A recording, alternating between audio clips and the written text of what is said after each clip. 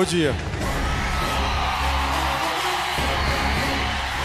సినిమాలు చేసే టైం ఉందంటారా?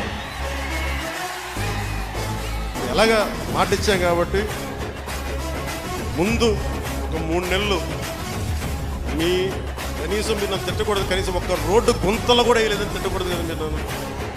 కనీసం గ్రామాలకి కొత్త రోడ్ల కంటే ముందు రోడ్లు గుంతలు పూడ్చి పాట్ హోల్స్ పూడ్చి మళ్ళీ మీరు తిట్టకూడదు కదా. నేను ఎన్నుకుంటే మళ్ళీ నువ్వు వెళ్ళి ఓజీ చేస్తామని మనల్ని క్యాజీ అంటే మరి నేనేం చెప్పను.